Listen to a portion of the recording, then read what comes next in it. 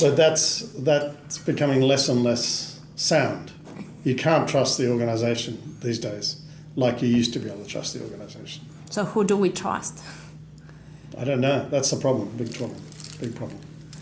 So why we can't trust the organisation as we used to? Major broadcasters like the BBC, for example, or Reuters. Let's focus on the BBC. The BBC has become more ideological and more driven by, or maybe I'm just seeing it more. Maybe my eyes have been opened up to it. Maybe it was always like this because BBC World Service was always funded by the British Foreign Service, So its role was always to put a British perspective on things. But I get the impression that it's become more overt and more used as a tool of propaganda or a tool of diplomacy than ever before. And you just can't trust that you're going to get accurate, fair coverage. Where once that might have had a veneer of Britishness and whatever, as you would expect, done from a British perspective. Now I think the situation is such that actively television organisations and networks are actively playing a role in the propaganda game more openly and blatantly than they've done in my memory as a journalist. You had the case of Al Jazeera news journalists fabricating stories in the Middle East in the early days of the Syrian war. Yeah. In recent times, you've had appalling coverage and biased coverage by the BBC, for example, almost trying to push for a Western boots-on-the-ground intervention in Syria, for example. More obviously and more openly than I would have expected from the BBC in past times. But maybe I'm just naive. But that also brings the need to have more diverse journalists from different parts of the world who are... Yes, and to rely on different sources and to be honest and not just driven by whatever's easiest to produce and cheapest to produce. To grab a BBC piece and put it on air now it might be cheap, but what are we really doing? Is that good enough? I don't think it's good enough. So I was surprised in the last 4 or 5 years in some parts of the world, they don't have exactly a lot of resources, like Latin America, and I'm talking about that because it's the experience I have. These congresses of investigative journalists sharing not only the findings, but also the methods they're using and sharing ways of working. That's great. But why don't we know about these investigations? Unless it's something massive like Panama Papers. Well, we've got to have an organisation here, and the old SBS. I hate to say this, but the old SBS would have been more interested in running those sorts of stories than the new SBS, I think, than today's SBS.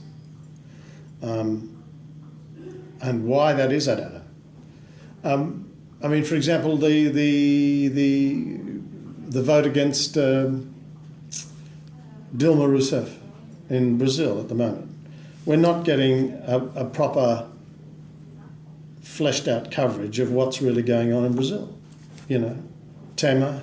Look at the background of these people and what they're accused of and convicted of in some cases. We should be hearing that. We're not, because we're relying on the old methods, the old organisations like the BBC, like the American networks. They're not going to tell you the honest truth about Dilma Rousseff because they agree with her dismissal. In fact, many people believe the United States has been involved. Well, it probably has been involved in the campaign to kick her out of her position. How to maximise resources and agree on what is the what, even if it's basic. The hypothesis sometimes have the topic, but not exactly what's the story.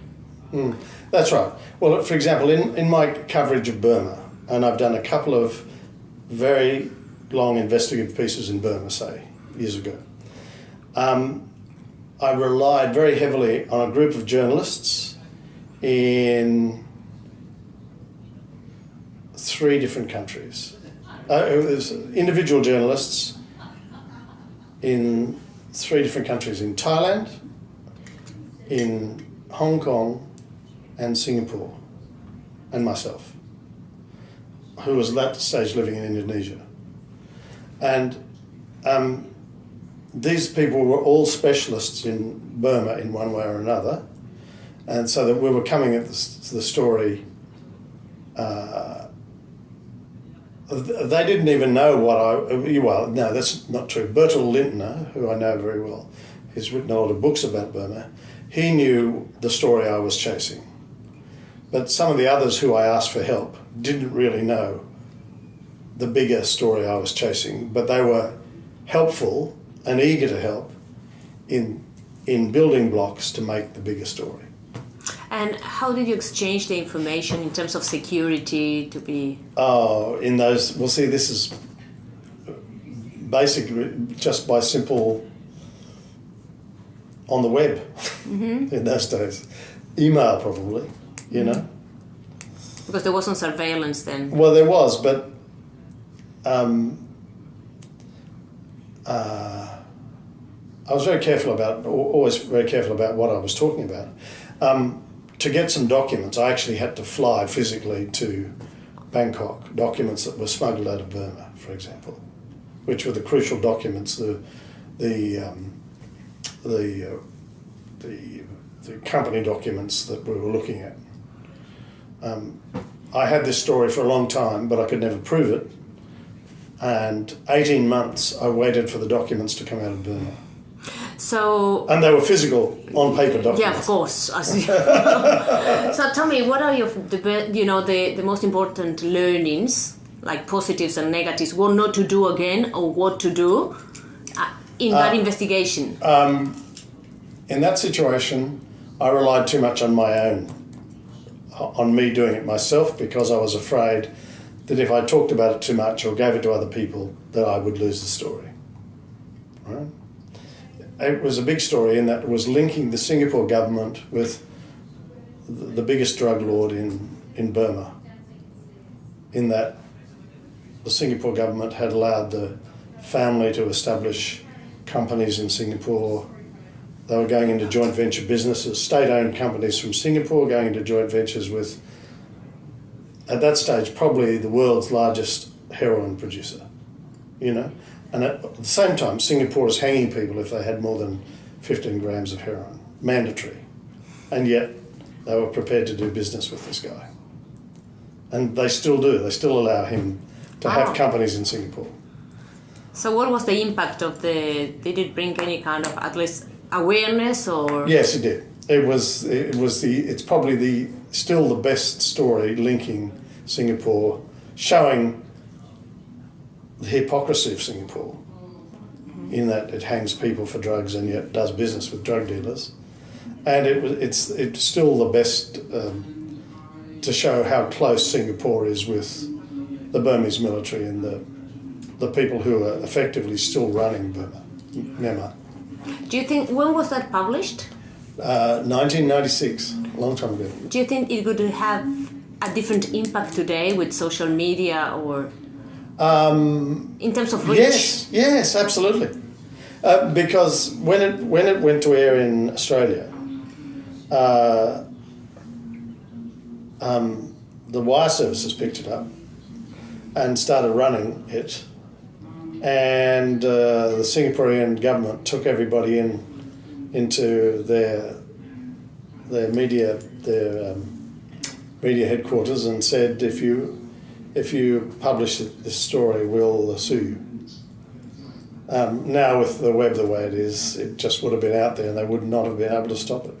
Mm-hmm. It's a great shame because it never really got very much. A lot of people were very afraid to report it. They threatened to sue me too. But again, it was 1996, and we published it, we broadcast it here,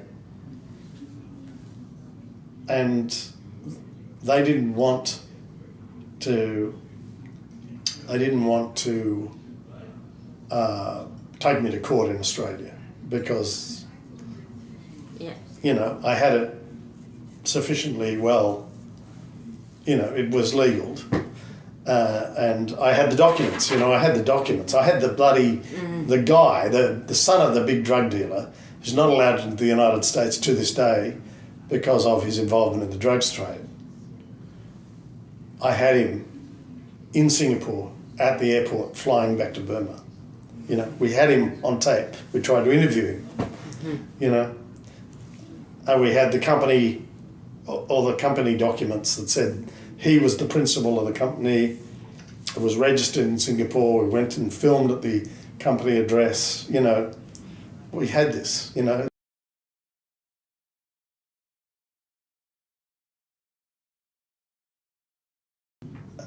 If it's a big story, how to do it without losing, how to do it without being hacked, without people who might be opposed to you publishing the story or broadcasting the story, how to keep it secure while you're doing it. You haven't got anything in there about security. Is it? Yeah, it is in the protocols and all of that. There's security measures. Okay. It's not in detail, but that. Okay.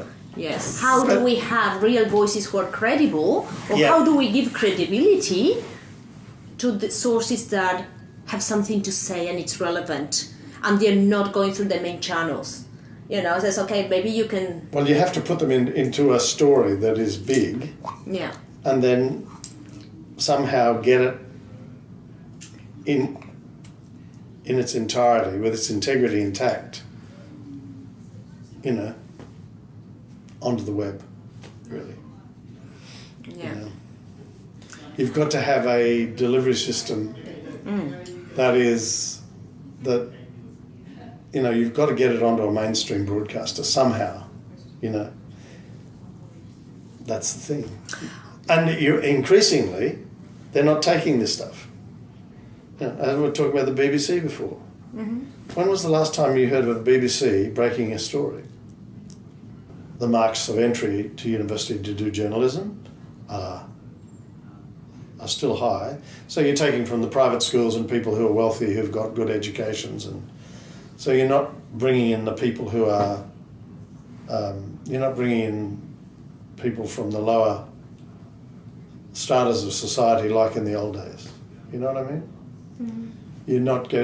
You're getting wealthy people, kids from from GPS schools, from well-educated people who haven't had to face the hardship that might encourage you to be a bit more ballsy about uncovering what's really going on and seeing yourself as the voice of the people, asking questions on the behalf of the people who don't get the opportunity to ask questions of the people in power. I think that's one of the big problems that I've seen happen in my time as a journalist. And that's impacting investigative journalism too, because people don't want to rock the boat. They want to keep a job.